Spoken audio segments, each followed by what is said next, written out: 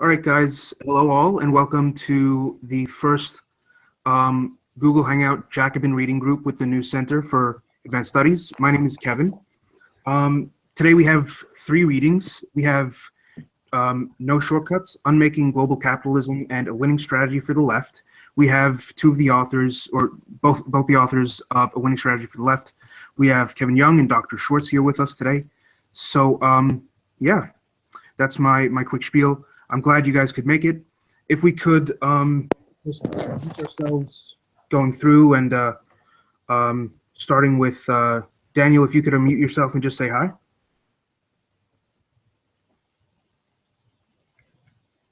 Hey, can you hear me? We can hear you good. Hello, everyone. I'm very glad to be here. Thank you for inviting me. Yeah, thank you for coming. Could you maybe turn on your video, Daniel? Cool. Welcome. So, yeah, I guess, Kevin, go ahead and say hello. Me?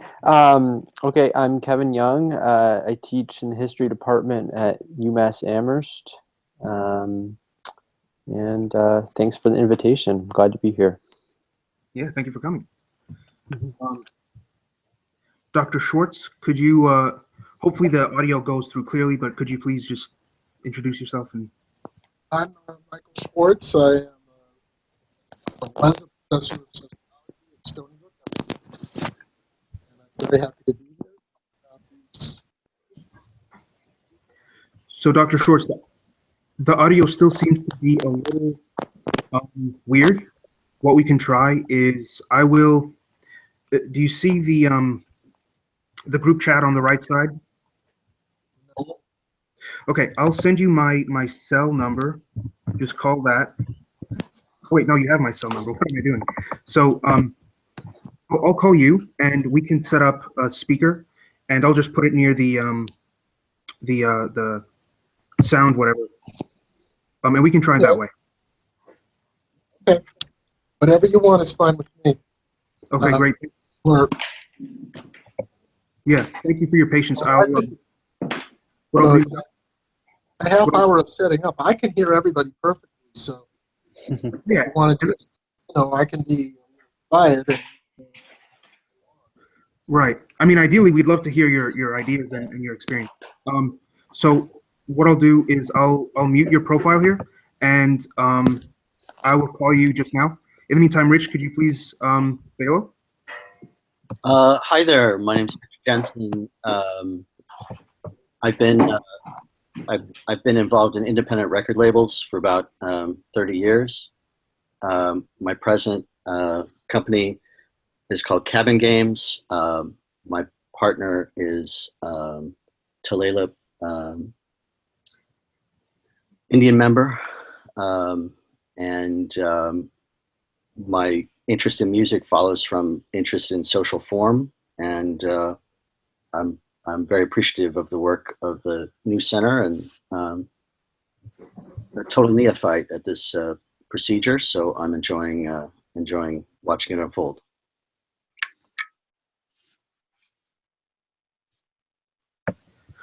Okay, thank you, Rich. Next, we have Jason, who's, I'm sure, a foreigner to us all.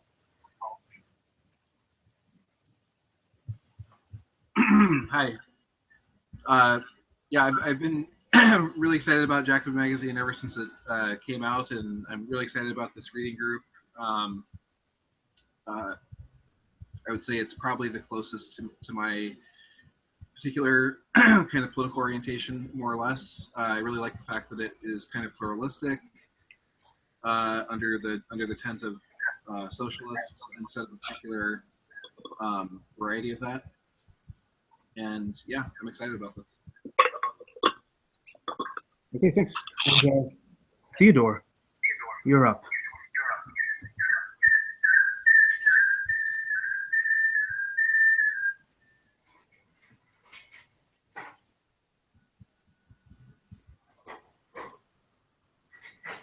Theodore, can anyone hear you? I don't think we can hear you, Theodore.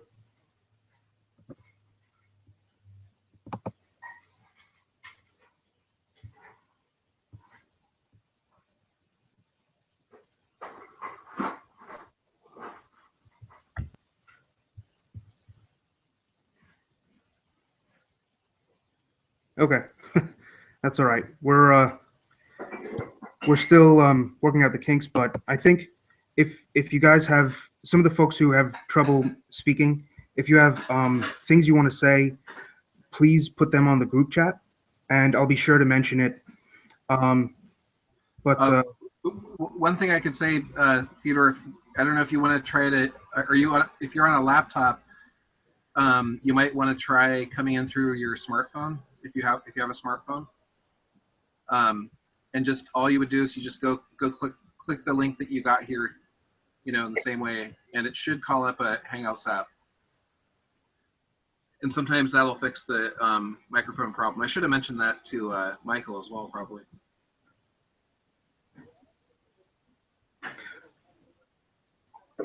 Although I think it works better for this particular problem when there's no audio. I'm not sure if it would make much difference for Michael or for Dr. Schwartz. Right. Okay. So yeah, if communication is still kind of jumbled, group chat is the last resort, and by next meeting we'll have this all figured out. But yeah, guys, welcome. Glad you all could make it.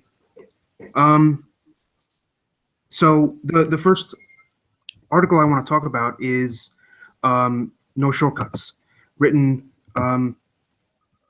by I believe Tanya Lee, is how I pronounce it, and Steve Williams. And I want to start with this because it kind of touches on the general points. Specifically, it asks, what is strategy? The basic questions. What is strategy? What is the scope of our strategy? And what is the left? Now, Kevin, I'm really sorry to interrupt, but I'm just interrupting because it's the very first time we've done this. But one thing that might be good is to make sure that Kevin and Dr. Schwartz are prepared to sit through discussions of articles other than their own, because otherwise maybe we should start with theirs so that they can leave if they want to.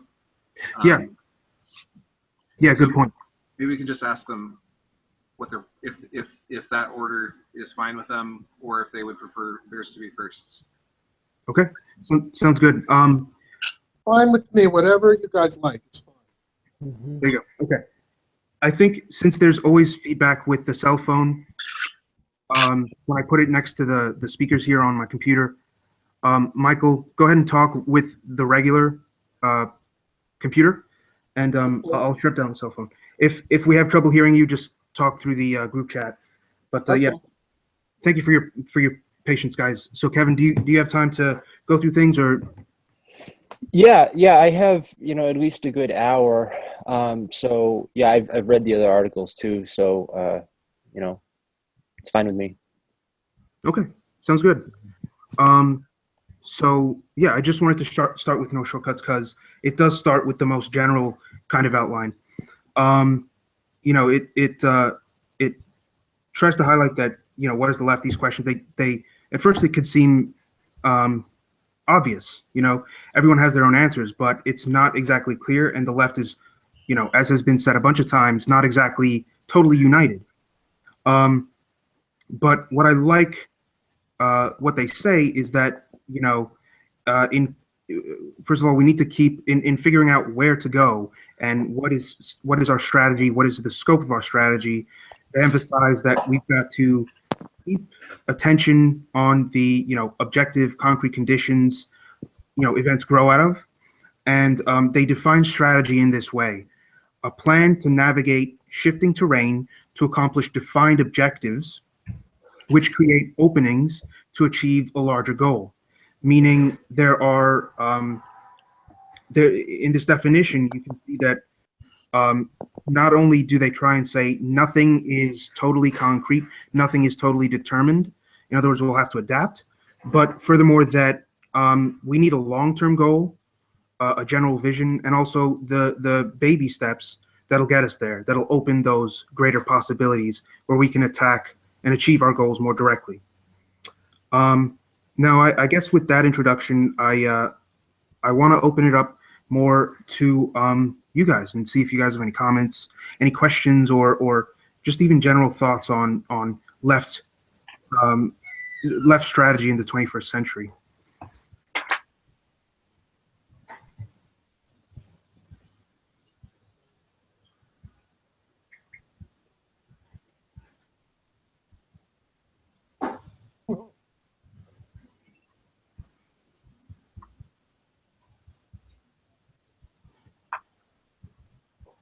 I know when speaking about or answering to the question, what is the left, they quote Martha Harnacker, and they kind of exclude liberals because for them the left is forces that oppose the capitalist system and the profit motive. And the left includes people who are fighting for an alternative society, the building blocks of which are in the interests of the working class, in an attempt to break from the capitalist logic of white supremacy, heteropatriarchy, and imperialism. Now, this would be the guiding rubric for the left, for how to unite the left. There are obviously many different projects that people are pursuing in their own fragmented ways, whether that's environmental problems and all that stuff. But it seems that to tie it back to the objective material conditions of capitalism that kind of like underlie these different problems, that seems to be the way to go, I guess, from what I've read in these three articles. Any thoughts, guys? I have to speak. I mean, this may be out of turn, but having two authors of a text here with general questions sort of leads me to want to hear what they put into their text, because I think, at least for me, time's short for all of us. I think it's a general condition that time is short. So I want to make that comment, and I'll pose a question, and if maybe it relates to your question, which is about general definitions of strategy for the left. One question that I came away with from the Winning Strategy for the Left text was, so what of the state? Like, I accept the arguments that that an effective venue of action is, particularly as we're in the midst of an election, it's a tonic to suggest that attention go to the direct engagement of capital forces. The argument, like, I'm won over by the argument. I think it's absolutely right, except we do have something like an election happening. There are these parties. There's so much social energy taken up, in the media and so forth, and just in our families, in all the institutions that we participate in. So what's a strategy for engaging that or not engaging that, or mediating that choice? That was the question that I came away from that particular article, and maybe the authors could speak to that. Can I just also question on that? Can people hear me? We can hear you in a kind of patchy way. Okay, I'd just like you to clarify what you mean. Are you saying what should we do with the election? Is that what the question is? What should we do with the election? I read the piece to be an argument for social movements attending to direct engagement of capital institutions.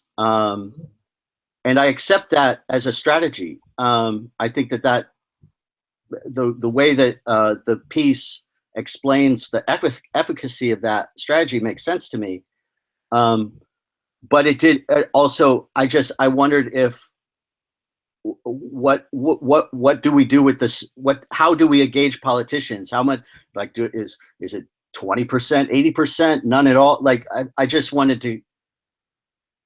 That was what I desired upon reading the article, was getting a sense of how if we say yes to the arguments, but then we do have a political sphere, how do we attend to that? Do we concern ourselves at all or not? Is that a clear question there? Go ahead, Kevin. You want me to respond first? All right. Well, yeah. I mean, I have some thoughts. I mean, I don't know if Michael and I are 100% on the same page with this, but I agree that election season is a time when millions of people who ordinarily don't pay attention to political issues are suddenly somewhat more engaged, and I think the left needs to capitalize on that.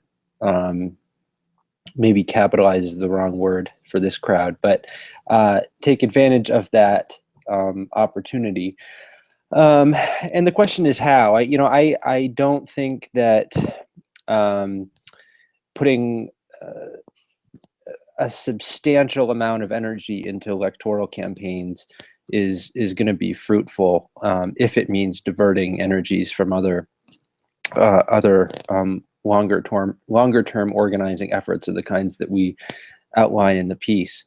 Now, that I don't think that means that we ignore electoral politics entirely, and I think that there are nuances within the electoral system that we need to be attentive to. There are ways in which having someone in power or some party in power might make some kind of difference. Whether it's at the local level or the national level. But I do think that I still believe in the general outline that we proposed in the article. That said, though, I don't think that what we're arguing is incompatible with a strategy of, say, building independent third parties. And I think we need to do that over the long term, but I would still argue against putting anything more than a small share of our effort as a left into an electoral focused effort at this time.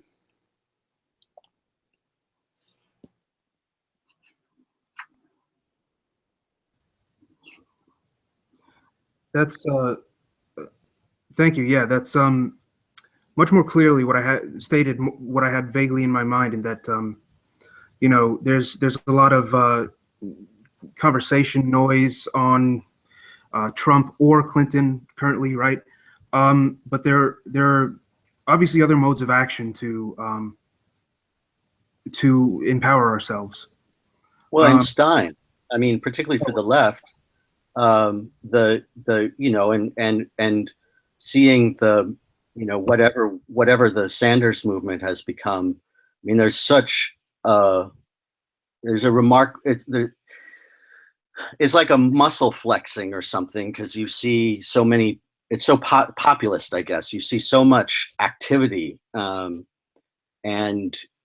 one imagines potential for transformation within that, but then it comes to nothing. But I think that what you see is you do see potential, and then so do we give away? Do we not worry about the state in the future? Do we harness that potential and direct it without a state mediation, if you will? When I'm saying state, I mean so do we get let's take the pipeline. Do we, should the people that are gathering at the pipeline, instead of directly confronting Dakota Access, should they be trying to get a different governor? I'm not arguing that they should, but the state is there. There is all this potential that's being mobilized. That I think is impressive in terms of the amount of, to compare, say, the Sanders movement. It's a fairly remarkable amount of potential energy. So maybe it isn't being directed, but it's swirling. And to what degree do social designers in the left think of gathering that energy and directing it, and making the argument, not to, don't be so concerned about that. Take that energy. I just don't know how to harness that energy. That seems to me to be a central question of the time. Can people hear me? I'd like to respond to that, but I don't want to. Nobody will be able to decipher because of the bad technology that I'm confronted with. Can people hear what I'm saying? It's like 60%, unfortunately. It's pretty choppy. I don't think. I think that. Let me see if I can just say something very short. I think that obviously the elected officials will make a difference as to whether or not the movement against Dakota Pipeline is suppressed, right? They have the control of the police force, and they will make a difference there. Well, how they use the police force. So it's not a question, is the state irrelevant? The question is, what actions by the protesters would work to get the state not to use ferocious repression against the movement, which could, if not repressed, stop the pipeline. I think that's one way to formulate that particular issue. And I think that's the way to think about it. What is the best way to prevent the government from using its repressive power to stop the movement in that particular case? And I think that's a way to formulate it. What can the movement do to influence the government? Yeah. Because, well, did people understand what I was saying? I did, yes. Yeah, it seems everyone did. And that's a great way to redirect it. We have a question on the right here from Theodore. Do you have suggestions for how we, whether that's a particular movement with specific goals or just generally progressives, might target specific institutions? Which ones make a progressive change viable? I think finding a common denominator is often difficult, i.e., as you have suggested, picking the candidates who provide ripe scenarios.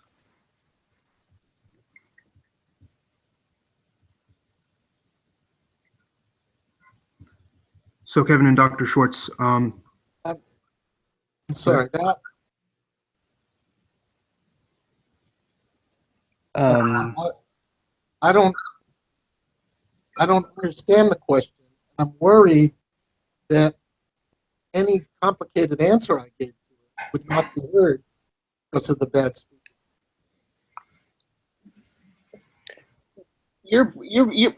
I feel like I'm picking up your audio pretty good. yeah, You know, it's like I need my reading glasses, but it for my ears, but it's there. I can make it out. So then I need to understand the question. okay. I'll try and make it so. So I think he means plainly or mainly which institutions are best to focus on. Well, you know, in the case of the Dakota Pipeline, I mean, clearly the target here is the company itself that's building, the company that's constructing it and the companies that will benefit from it. Those are the ones that have to be targeted. And I think that the movement has a reasonable strategy, which is to simply disrupt the construction of it. I think that's a reasonable strategy. And I think they've shown that they can accumulate enough people to do that. The only problem is that the government has a big repressive power that can suppress the movement. So the question is, how do you get the government not to suppress the movement? Right? And I think that there are kind of two obvious questions, two obvious strategies. One is try to find a way to make it too expensive for the government to do. And the other one is to make it so that in the process of suppressing the movement, the government has to destroy the possibility of the pipeline itself.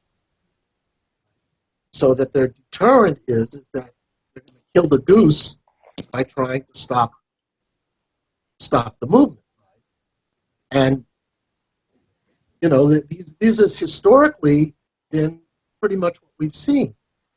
So I'm not sure. One thing that's pretty obvious is that if suppressing the movement in one place would ensure that people would intervene in another spot of the pipeline and attack that, then they would be in a position where repression is not going to work. So that would be one thing that the left could advocate.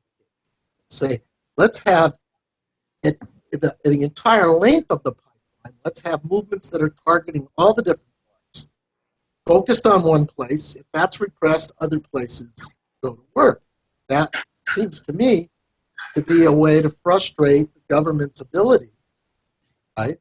Now, obviously, what electoral people would say is, well, let's make it that if the governor represses, sends those state troopers in, then he's going to be diselected, right?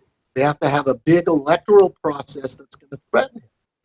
I think that's not a good idea because I think the governor is probably willing to give up the office of the governor to suppress this in favor of his corporate sponsors, and therefore would be willing to run that election. So I think that alternate strategy is probably never going to work. That's kind of my position. You know, use this example as a sort of more prototypical. I hope people can hear that. We can hear you well. Yeah, complicated.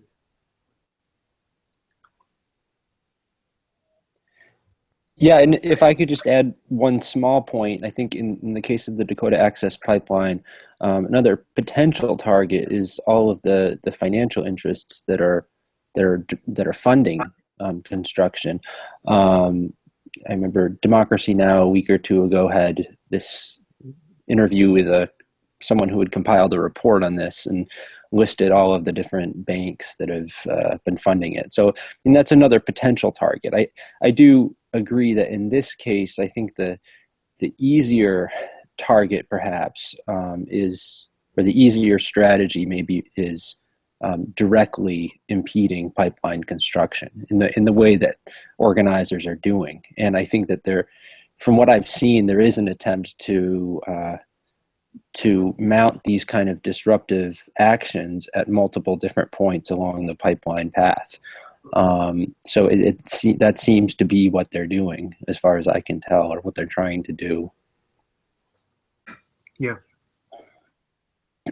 I want to come back to my question about the role, like in response to this set of tactics about engaging direct capital institutions, and it leaving open to me a kind of a hole about what about the function of the left in terms of what's the state that we imagine, and going back to this issue, because it's not just about the negative force of like, don't build the pipeline, but we have a situation where, like, I guess just speaking from my desire, like, I wish there were a planetary state actor or coalition or federation that was managing the atmosphere in an intelligent way, in which case it would be criminal to take carbon out of the ground and put it into the atmosphere. And so what action could the left have? Could the popular movement in imagining the proper managerial role that there should be? I mean, and again, time is short. So I think that part of what is manifested in something like a Bernie Sanders movement is a whole amalgamation of interests that basically the people in power, the elite, have no. They're driving the car off the road. So there's both, stop, don't, we need to find the brakes, but there's also like manage the steering wheel. So is that the new state that we hope we keep say 20% of our imagination on what kind of a positive force we want to see going forward, at the same time that at this moment of crisis we spend 80% of our attention throwing our bodies upon the machine, as it were. But that, again, that's the kind of thing when I read the piece, I'm like, yeah, this makes sense. Instead of lobbying Congress, go to the people that pay for Congress.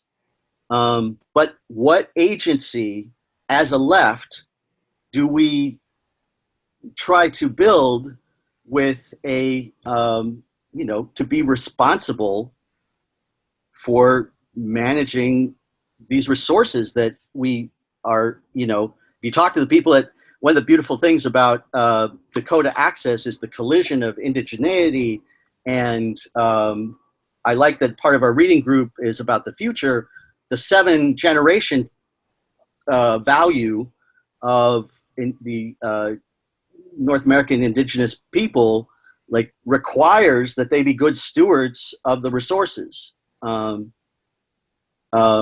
what other kinds of agency might we need to be imagining that we need to manifest? And is that a state? And, or does that fulfill the functions of a state? And is that a valid question at the same time as we're engaging the tactics outlined in the piece?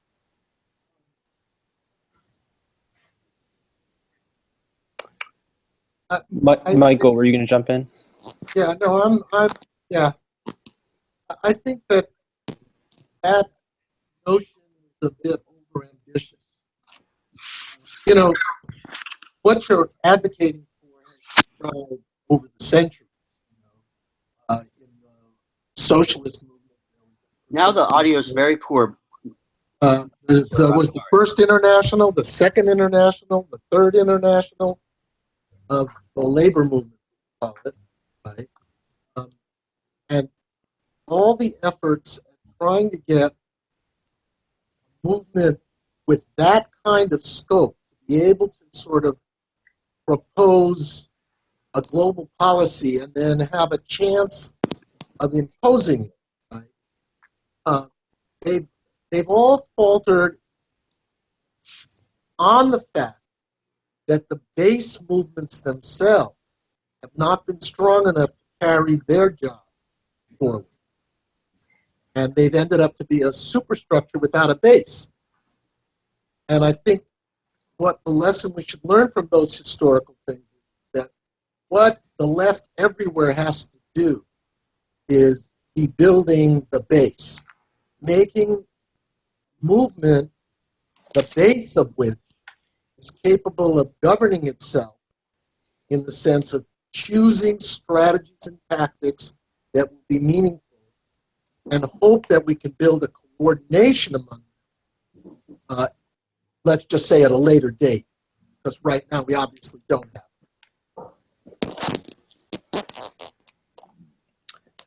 it. I guess that is just too much distortion.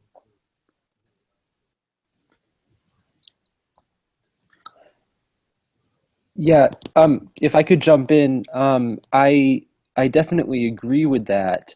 But I do think that one thing we don't emphasize in the piece, but which the other two articles do, particularly the No Shortcuts article, is the importance of long-term vision. What sorts of institutions are we seeking to build to replace the ones that are so rotten and exploitative and oppressive? We do, I think, need to be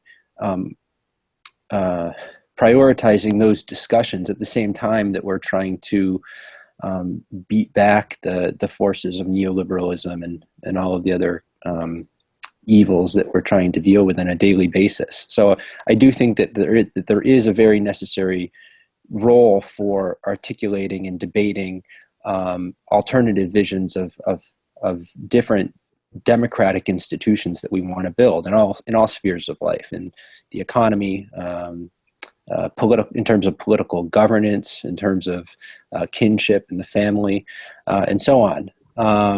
And I think we can do that, and we need to be doing that at the same time that we are fighting these reform struggles, or just trying to defeat regressive reforms or destructive reforms or projects such as the Dakota Access Pipeline. And I don't think of that particular question so much in terms of percentages, how much do we devote to this versus this long-term vision that we have.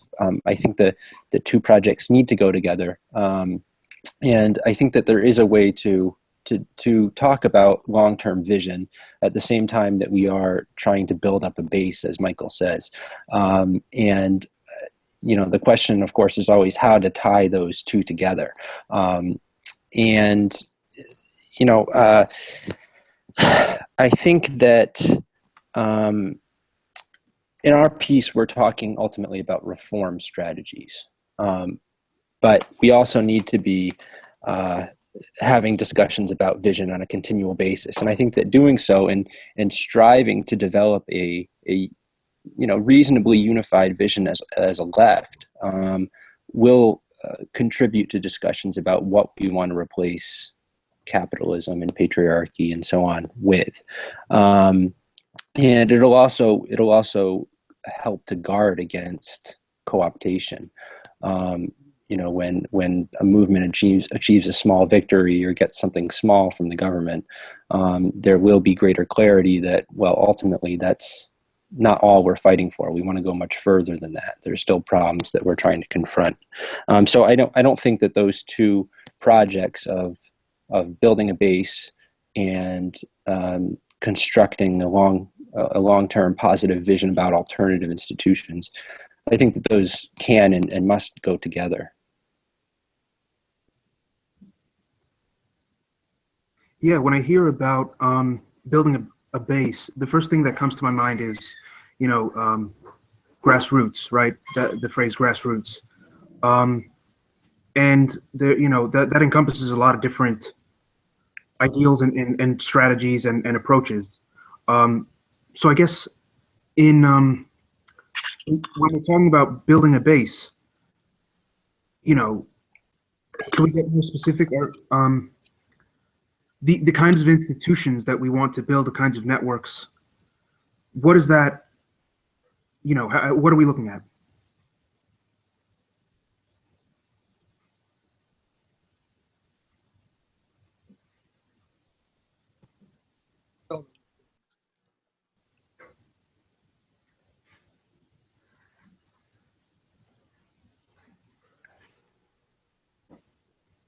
Michael, were you talking?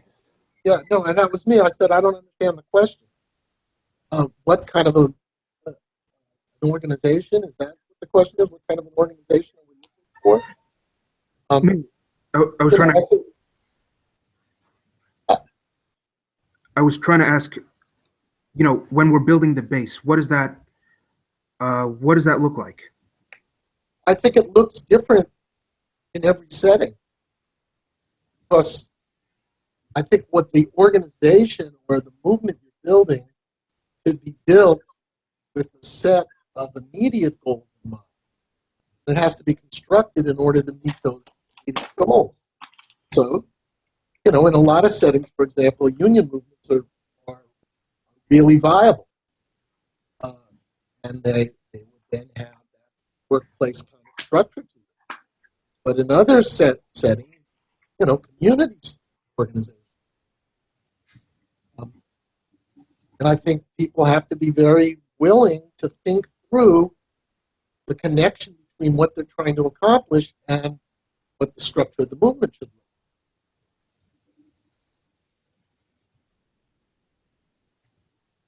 like. Mm-hmm.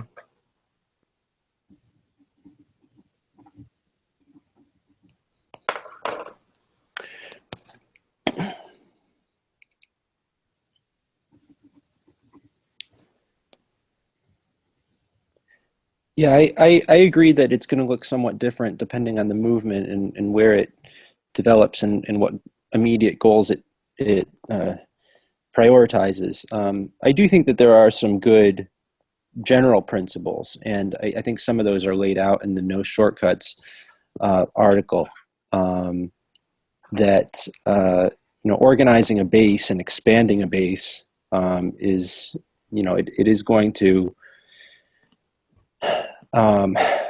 emerge and take form around a set of immediate goals. But there needs to be a constant commitment to developing and expanding popular leadership.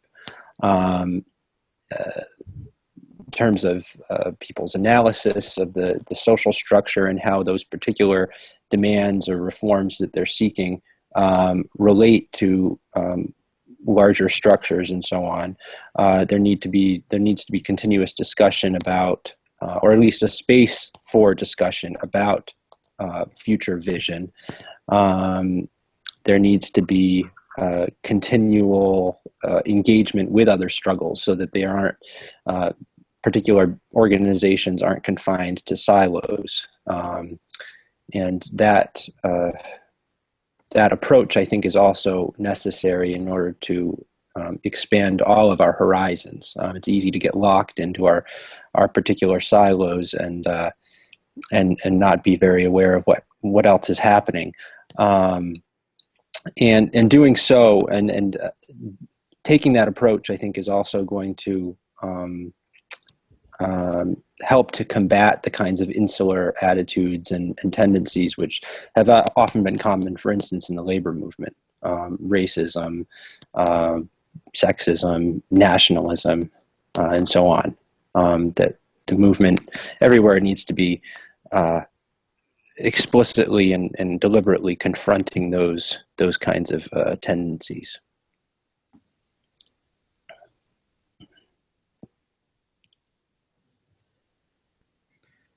I want to go back to our mention of the Dakota Access Pipeline. It's a great development, but I feel like without media attention, it might have never happened.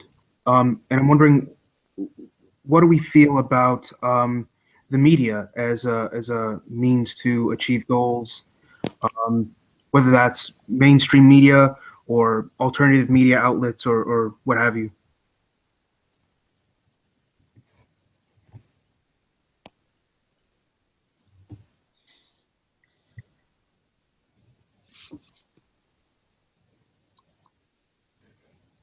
Because Kevin, you did mention Democracy Now, and to how much energy should we be putting into building alternative media outlets? How crucial is that? I guess I'm trying to get a gauge of its efficacy and its power and potential. Mm-hmm. Yeah, I mean, I definitely think it's incredibly important. If we don't have access to basic information and perspectives on the world, then it's almost a prerequisite for effective action in many cases. At least when we're talking about issues that aren't directly right in front of our faces. But in terms of how much energy we devote to that, I don't really have a clear answer. The best I can say is that I think it's incredibly important. Yeah, I think it's. I think that this little. Is this a colloquium? Is this what we're having? No, we're having a hangout. This hangout, is the right is the right kind of thing, because there's something about maybe quality over quantity or something. Like, I've narrowed back. Like, my media input at this point probably is Democracy Now! Every morning, and so like that can be a venue.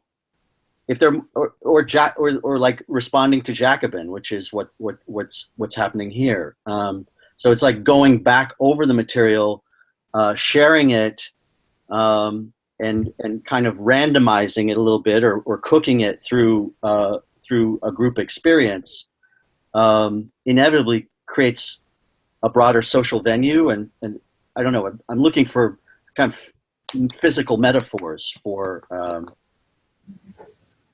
how, like, I don't know that we need more venues to be looking at, but I think the idea of organizing socially around particular venues and in folding our criticism in and engaging, building relationships of conversation and engagement could be valuable.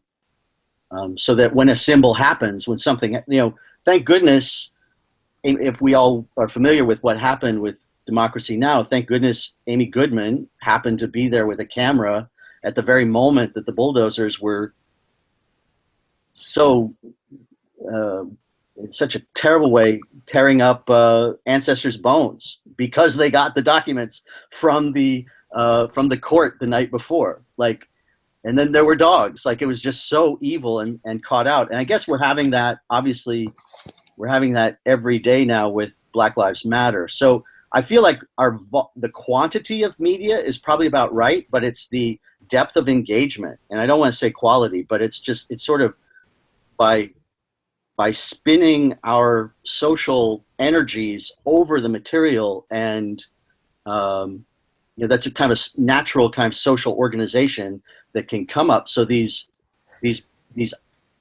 images can have more weight and effect, and the process of reform, like I feel like we're at the point where we're bathing in media in such a way that we're like new institutions are being formed. And I'll just finish. I'm sorry to ramble on like this, but I noticed your article started with the image of Occupy Wall Street, which I think in a way was a good example of the new kind of agency or something. But then it's interesting because there's a contrast to be struck, I think, between whatever that was and the call to no shortcuts, because was Occupy riddled with shortcuts, and that's why it's become more abstract. And so the other article is sort of saying, well, you don't just go for the feeling. You have to work. You have to build. It's strenuous. Mm-hmm. Mm-hmm. I think that when we talk about the role of the media, we're actually talking about four different things. Audience patchy there, Michael. Sorry. I don't know how to make it less patchy, but I think we're talking about four separate things when we're talking about the media. One of them is what you might call the movement media, the media that is designed in order to have members of the movement reach a broader audience. Then there's the let's call it the corporate media, which is sort of the national media. That is media that has access to the rest of the population. And then, of course, you have the question of who are you speaking to?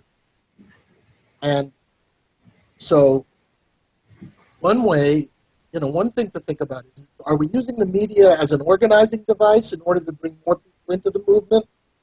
Or are we using the media as an organizational device in order to help the people already in the movement coordinate their activity? And so I think that we need to ask four different questions, which is, what role is the corporate media? Does that help us connect to the outside world, recruit people, or get people on our side? Is that what the role of that is? Or is it Democracy Now! That to do that? So I think we need to be clear on what we're looking for from these connections. And I think, this chat is definitely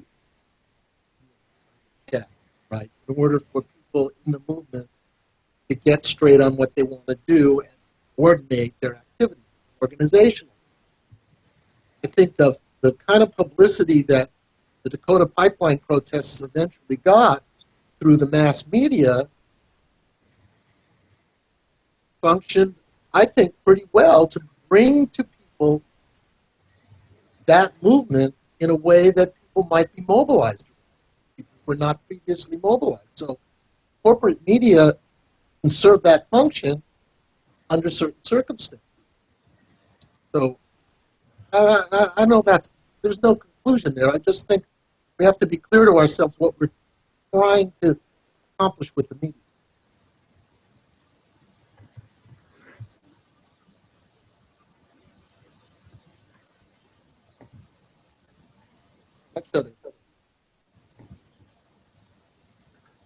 I think that's a good point, Dr. Schwartz. I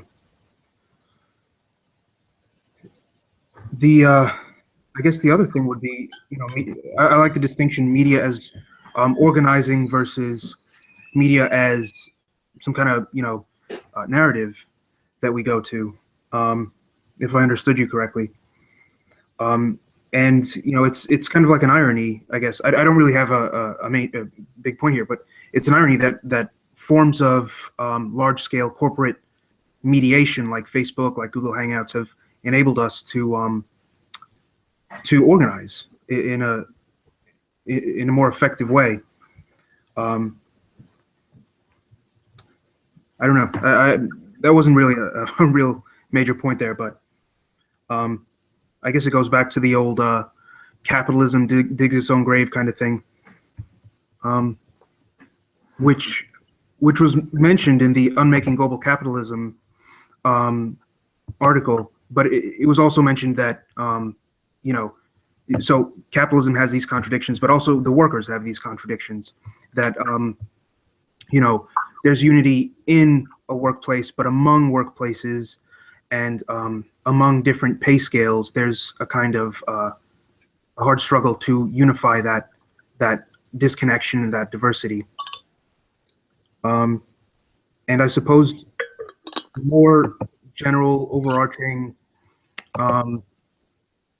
goals, like the environment, the Dakota Access Pipeline, or attacking corporations, the profits, like you mentioned, the financiers and such, would be a potential way to unify the diversity.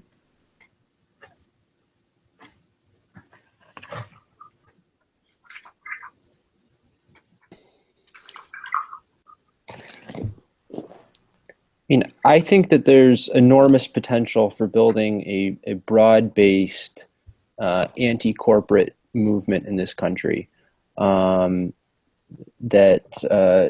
could potentially unify very large portions of the population, far beyond what we might consider the Democratic Party base or labor unions even.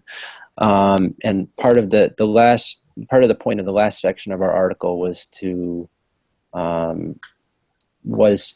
reflect on that a little bit and cite some polling evidence, for instance, showing the degree of popular distrust of large corporations and banks and so on. So I think that there is enormous potential there, even among some of the people who are supporting Trump's candidacy. However, I think that we need to be very conscientious of those divisions among the workforce. And we can't have a purely class-oriented discourse or set of demands. We need to explicitly go after some of the hierarchies within the workforce, both nationally and globally. Patriarchy, racism, nationalism, homophobia, and everything else. And I think we just need to be very deliberate about the way that we try to build a working class movement. It can't gloss over those other divisions and hierarchies in a way that some left movements of the 20th century did. Good point. Philip, who's just recently joined us. Hi, Philip. He has a question. Or sorry, Michael, were you going to say something? No. Okay. So yes, are anti-corporate and anti-capitalist the same stance?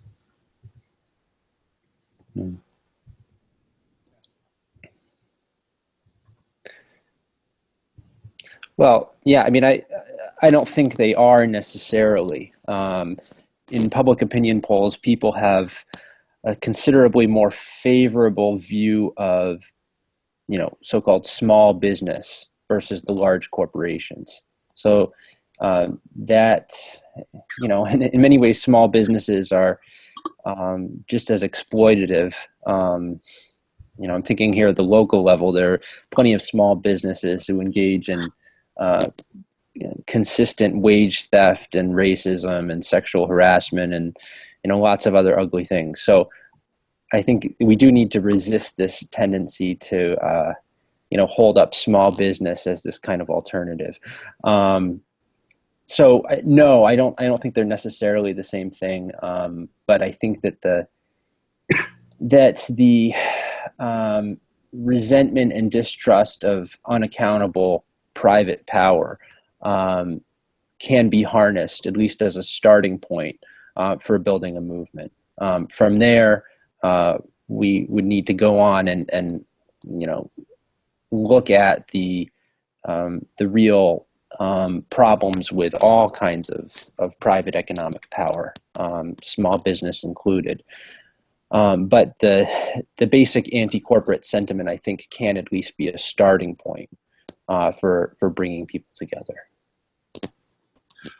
I don't disagree, but I think at some point one has to get beyond the notion that it's simply a question of size, and that we can imagine in the future a point where corporations, the big corporation is a dinosaur, as some people are saying it almost is, as capitalism becomes a nexus of contracts or moves into kind of platform capitalism. So you could really have a situation at some time where corporations are gone, but capitalism is still here, and everybody is submitted to the endless treadmill of accumulation, MCM prime or whatever.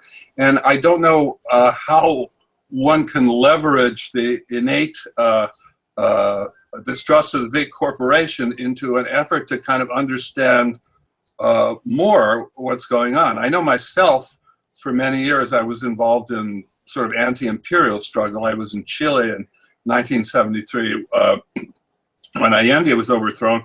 So a lot of my particular activities were around like the Central America movement in the 80s.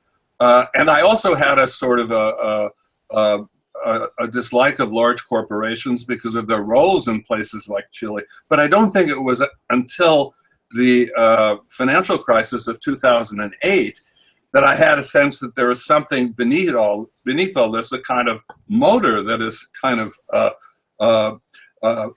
formatting everybody in the world to its rhythms that move me to kind of think beyond about things like the flows of capital and so forth. So I don't know how one makes that bridge, but I think it's essential to figure out a way to make it. Mm-hmm.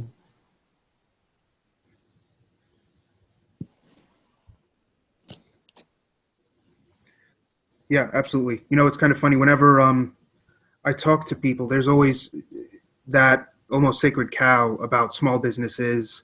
And when I come across that, it's almost like I don't want to overstep and say, well, they also are exploitative, because I almost feel like they'll be like, holy cow, this guy really is the devil. Small businesses are so almost cherished as this kind of idealized thing. Mm-hmm. And it is difficult to kind of change that belief. I think we have to be real about this. Small businesses don't account for an awful lot of the production in this world. They don't account for an awful lot of exploitation. We are in the era of monopoly capitalism. 100 years into it, and those big corporations are the guys who can even creating the circumstances in which these either abusive or not so abusive small businesses are operating. So I think the idea of targeting the corporations, the big corporations, is essential because the little guys don't have anything to give as far as making demands against them. The big guys have all the resources. So if you're talking about a movement that's trying to extract concessions, they have to be the target. And if you're talking about analyzing the system, they also have to want to romanticize small businesses. I don't find that a difficult thing because I don't know how much energy we want to put into, granted that a lot of them are very exploitative, no doubt about it, right? But they aren't the substance and source of the problem, So I do think that we need to keep the eye on the ball. Maybe I'm wrong about all that. That sure is my reaction. Yeah, you were coming in and out, but I think I completely agree with what you said. Keep the eye on the ball, exactly. I wasn't trying to imply that time to attack mom and pop's shop down the road. But do you think it does? Well, I guess it's an irrelevant question at this moment. But do you think it does prevent some sort of small roadblock in that there's still this idealization of some form of private ownership? I mean, I just, there's used to be a very, very famous American labor historian, Herbert Jacobin. He wrote a lot about the first round of unionization in the United States. And one of the points he made was that in a lot of these union movements, the local mom and pop stores were on the side of the workers against the corporation they were striking because they were embedded in the working class. They were the ones giving credit to the workers to get a raise so they can get paid back. And the petty bourgeoisie is the petty bourgeoisie. They can go in both directions. And I think we have to just accept that that's the way it is. The petty bourgeoisie is right in the middle there. And they can be bad and they can be actually a force for good. I don't think we need to have an analysis that says every capitalist is still a capitalist, and let's be clear about that. I think that's oversimplifying the world of capitalism. Well, let's think of it another way. I mean, I think I like small businesses too, particularly if they're local and want to go inside. But somehow the Chamber of Commerce has been able to link small business and big business together as some sort of common interest, when in fact the coercive laws that apply to small business are infinitely harder, given the 90% failure rate of these things. So. But I also think that it's important to think of both styles of business as being under constraints, and to get away from personalizing the bad corporate person, or even though the particular corporate people do bad things, and so forth. But we're trying to get to understand the situation, and I think the basic situation about small business is it's totally unstable. There's a very interesting debate that went on at the Mount Pelerin Society when it started, between those people who had arrived there as kind of Smithian capitalists who believed in small business, so they were against both big government and big corporations.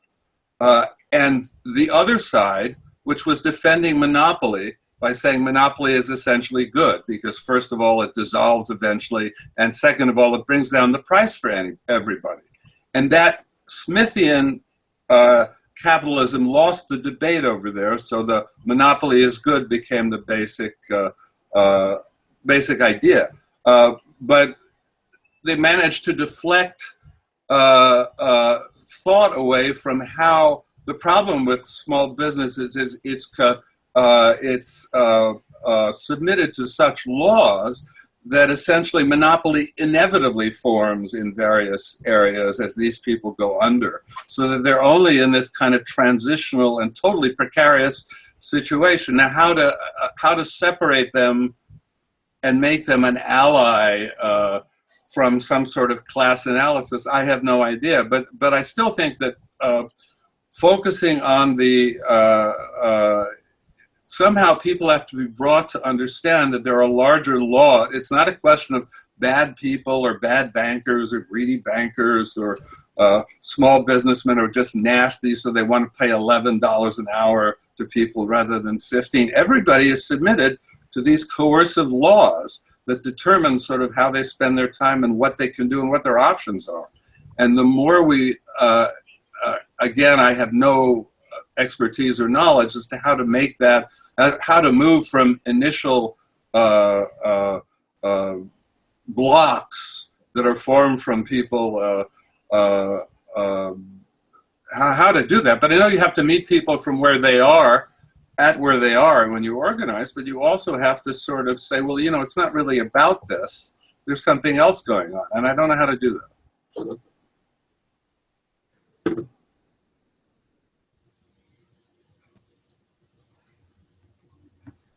Yeah, just picking up on that, I mean, anecdotally, I would say that in my experience, people are receptive to that kind of argument. A lot of people that I talk to are actually hesitant to want to pin personal blame on individuals. They want to believe that people have decent intentions, but they're constrained by larger forces of, you know, the market system and so on. So, I mean, I don't have any evidence to cite other than anecdotes, but I would say that I do find that people are often quite receptive to that point about how everyone operating in this system is subject to constraints.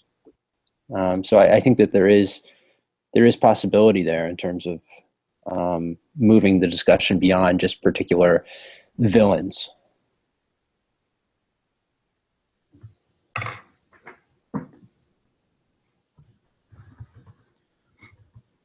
And especially, at least when we're talking about mainstream media, there does seem to be this like fatal attraction to simplify and personalize what's going on in the world.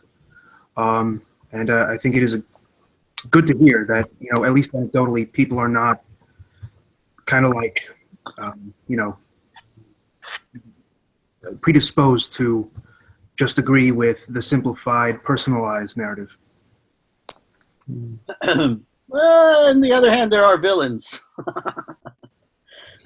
and our situation is dire because of villainy. I think it's unconscious, but there's also, you know, a clear, you know, there's a clear social group that, you know, that holds power, and they are, you know, to go with my metaphor from earlier in the conversation, they don't seem to have a problem with driving the car off the cliff. You know, I think they got their backup plan. Their grandkids will live in luxury condos that float in orbit or something. I don't know what, but they're not concerned with what is obvious to most of the people on the planet, that the commodification process has reached a we don't want to make these final transactions. It's not in our interest. But the people that are apparently managing don't share that perspective, because the most profit, the enterprise generates the most profit on the planet right now is taking carbon out of the ground and putting it in the atmosphere. Instead of it being the most criminal activity, it's the most rewarded activity. So that's why I think that we really need, I think we need, we're talking about conversation. We're talking about creating, again, to go, because I think you do valorize Occupy by putting it at the beginning of your article. Occupy, to a certain degree, was an experiment, a social experiment in contemporary media, and in trying to formulate agendas and venues for group processes and a fount of new kinds of institutions for coming up with different organizations of power so that the planet can be managed in a more humane way, to go back to what is the left from the other article, a humanistic, I forget what all. We have a real problem and we need to do a lot of things at once. And the new media creates the opportunity to not have to think it all out. We don't need to eliminate every small business because we could put that on a list of priorities and that'll be near the way in the back of the stack. There are other more urgent priorities and certain things, by organizing, but the population will take care of it on their own to a certain degree, because that's the nature of the new media. With the narratives within social institutions can be self-organizing. And really, we want to create the circumstances for rapidly self-organizing a managerial agenda that actually can work for the next few generations. And we have to do it right now. And so going back to my first question about, yes, we probably ignore liberal democracy as a tactic instead of trying to engage, put all of our energy, like a minority of our energy should be in there. Do directly confront capital institutions, pernicious capital institutions. But there is the question of what is the venue for, if it's not, maybe we don't know what the state will be like. Maybe the state will be a kind of, self-organizing forum of social priorities that has a fractal nature that can scale down to a household and up to a planet, and somehow it can mediate itself without extraordinary violence. That would be nice. But this kind of concern, this is the concern of the left at this time, I think. Anyway, sorry, got kind of wafty there. Go ahead.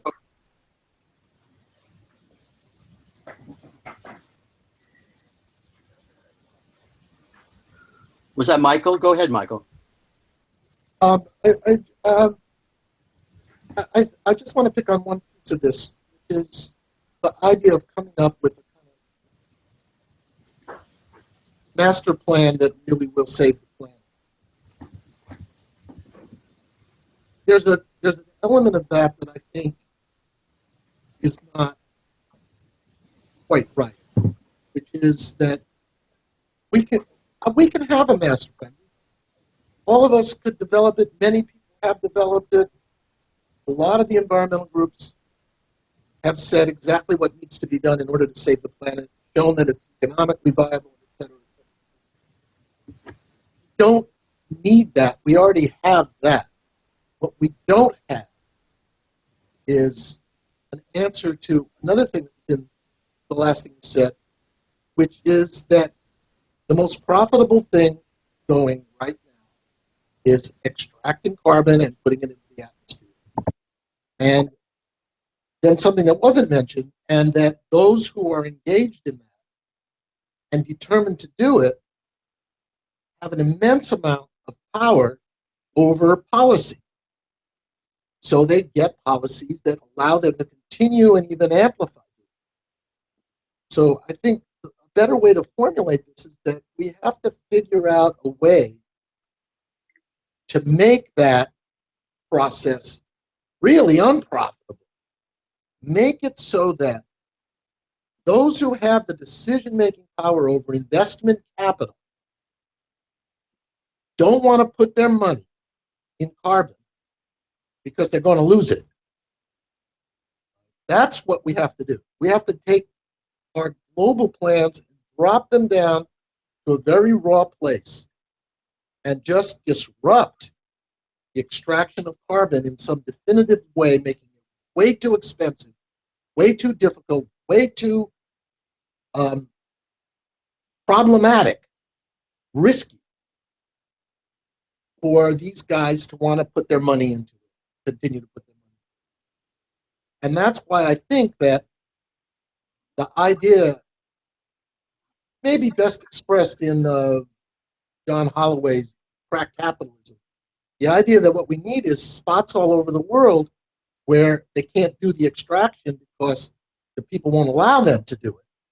That just become a kind of ink blot until they're not going to be able to get away with it in too many places, and then they have to decide to put their money into renewable sources.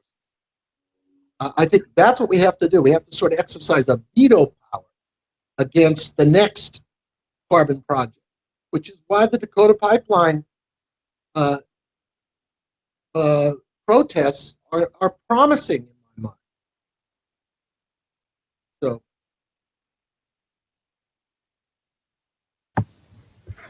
Yeah. So what I'm hearing, to actually combine what Kevin Young said earlier and what you just said, Dr. Schwartz, is that reductive class analysis, or like reducing all kind of explanations to class, whether that's racism, homophobia, whatever, is a little too reductive and alienating.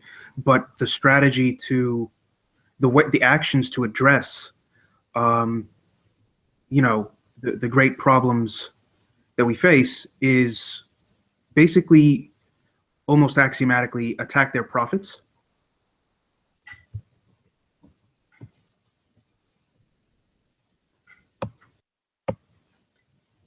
Am I hearing correctly? Yeah.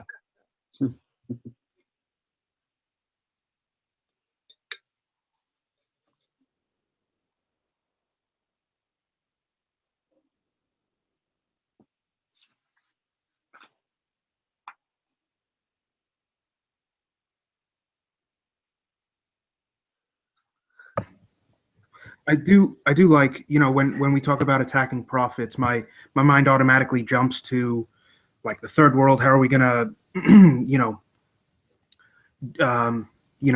stop their profits there, and the sweatshops and whatever, and I seem to make that jump a lot, but I like it was said, I think, in again, Unmaking Global Capitalism, I like where he says start at home, the importance of starting at home in our actions, because the reach of neoliberalism, of global neoliberalism, does start at home, with domestic laws and stuff like that enable that reach.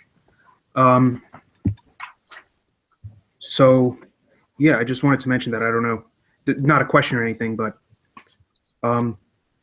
starting at home is one of those general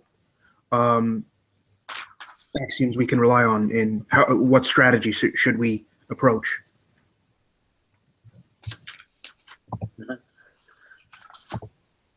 You could start at home with the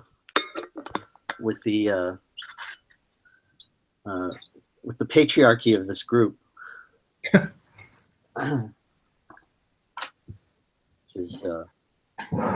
which is of concern to me, but I think it needs to be mentioned. I don't know if that's. I don't want to necessarily derail the conversation, but I do think it's worth noting, and it's problematic. Sure. Yeah. if you know someone who may be interested among your female friends or minorities or anything, invite them. Please do.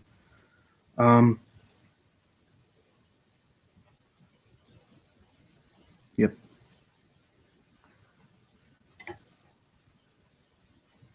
I'm starting to fade. It was a great talk. I look forward to the next one. I may have to jet here. Sure. Yeah. Thanks for coming, Rich. Yeah. Any last questions? Any thoughts? Last comments?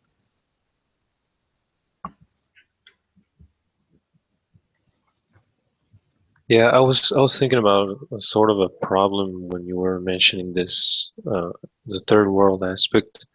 For example, when connecting it to the idea of attacking profits of large corporations and the whole putting carbon in the atmosphere business, we have a real contradiction here because, you know, the intensive usage of natural resources coming from the global south in the last couple of decades has systematically being put to use to finance left-leaning projects or progressive governments, especially in Latin America. So it's a really difficult situation, even though the so-called pink tide is sort of relatively receding right now. But I just wanted to put that you know, that problem to discussion if anyone has any thoughts.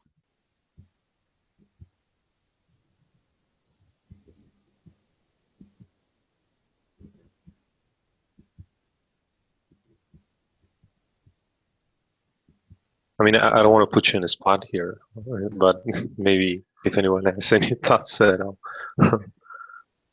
Yeah, I mean, I have some, you know, a number of thoughts on that. It's a big issue. I don't know if we had time to get into now, but I think it is a real problem.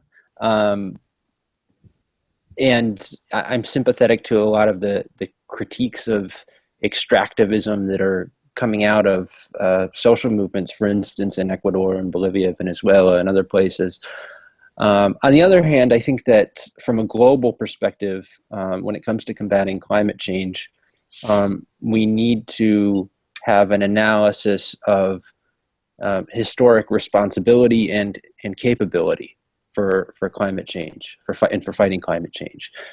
So the places that are relying to a large extent on extraction of fossil fuels now in order to fund social programs, so the places I mentioned, Venezuela, Bolivia, Ecuador, are not the ones who are historically responsible for the problem, and they remain very poor economies. So I think that they bear much less of the responsibility for reducing emissions than the wealthier countries do. So I think that even within a global scenario where we have to urgently cut greenhouse gas emissions in a dramatic way, there is some space for some of the poorer economies to continue burning fossil fuels over the next couple of decades while we make this global transition to alternative energy. And at the same time that the wealthy countries and middle income countries need to bear the brunt of the burden of cutting emissions. If I could add one thing to that, which is I think we have to look at the corporations as much as the country. So that if Venezuela wants to continue to extract shale oil from the Caribbean, they can't hire Exxon and BP to do it. Because what the record shows is that when those guys get involved in it, then it's going to be maximally bad and it's not going to help Venezuela. So I think, you know, while we're planning the policy for the world, I think that should be factored in. Mm-hmm.